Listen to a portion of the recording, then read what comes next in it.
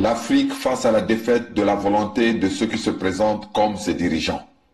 Point n'est besoin aujourd'hui de vous refaire un cours d'histoire sur le continent noir dont vous connaissez déjà les principaux faits et événements heureux et malheureux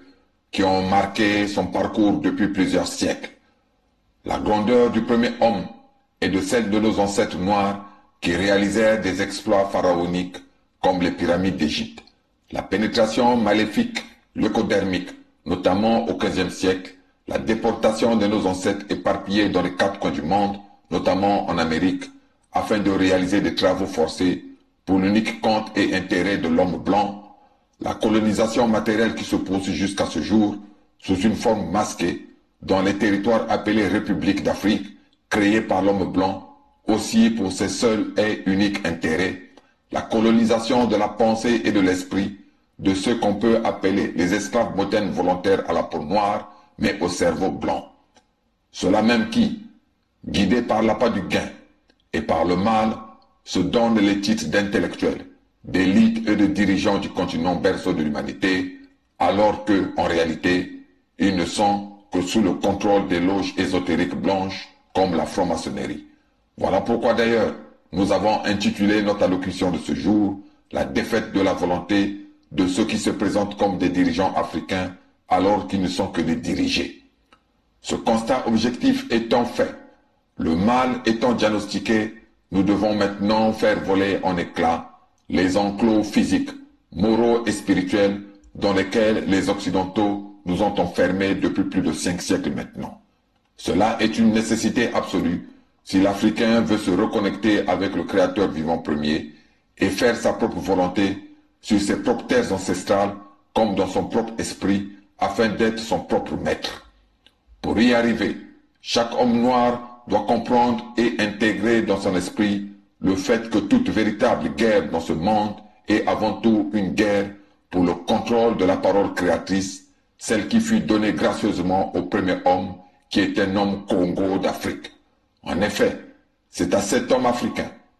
qui le premier a écouté la parole du Créateur vivant premier que Zambia Mpungu a offert la primeur de la connaissance spirituelle du monde dans lequel nous vivons.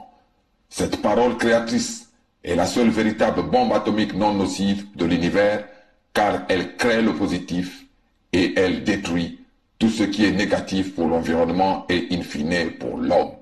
Voilà pourquoi, d'ailleurs, en arrivant sur les terres d'Afrique, les Européens ont avant tout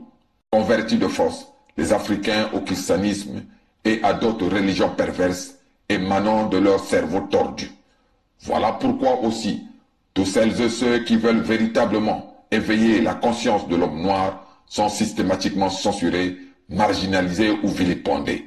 Voilà pourquoi, encore et enfin, les honneurs inutiles,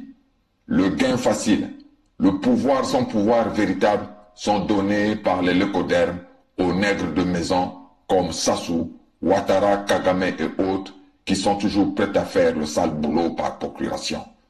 Chers frères et sœurs noirs répartis à travers les 4 coins du monde, vous devez le savoir. Le but des guerres déclenchées et menées par les Occidentaux à travers le monde n'est pas celui de gagner absolument ces guerres pour installer la paix, mais ce but est avant tout celui de détruire tous les fondements moraux et spirituels des pays attaqués afin de mieux piller leurs richesses et de donner en sacrifice au diable les âmes des vaincus. Si la Chine, le Vietnam, le Cambodge et voire même l'Afghanistan l'ont compris et sont restés fermes sur leurs us et coutumes ancestraux, pourquoi donc l'Afrique continue de nos jours à n'être que le perroquet misérable de l'Occident? Il faut également savoir que, en annulant les traités inégaux que leurs ancêtres avaient été contraints de signer avec les Occidentaux dans les années 1880, et en se rendant au Portugal en février 2023, ainsi qu'à Berlin en octobre de cette même année 2023, pour réveiller les ancêtres ou les âmes de leurs ancêtres, les Congos de la Fédération Congo ont récupéré entre les mains des voleurs lécodermes la parole créatrice qui fut donnée gracieusement au premier homme noir par Zambia Mpungu. C'est ainsi que l'Occident, qui n'a plus aucune recette pour ses marmites de l'avenir, poursuit aveuglement sa guerre injuste et injustifiée contre les Congos sur leurs propres terres ancestrales, alors que cet Occident sait pertinemment que la dite guerre, qui est en réalité une guerre pour le contrôle de la parole créatrice, est dorénavant perdue. Les Congos ont renoué avec la victoire de la volonté.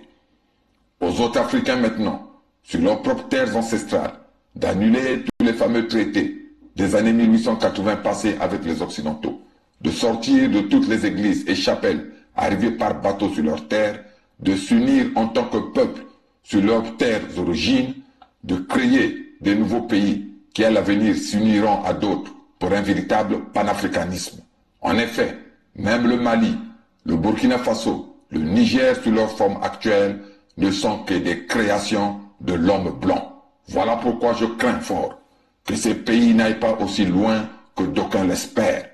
Enfin, il faut sortir des parcs zoologiques humains, créés en Afrique par les Occidentaux, notamment par les Européens, et du conditionnement intellectuel, moral et spirituel pour renouer avec la victoire de la volonté. Enfin et encore enfin pour terminer, vous devez savoir que les Africains n'ont plus rien créé parce que la parole créatrice leur avait été volée par les Européens. C'est cette parole créatrice que le peuple Congo, à travers la Fédération Congo, a récupérée.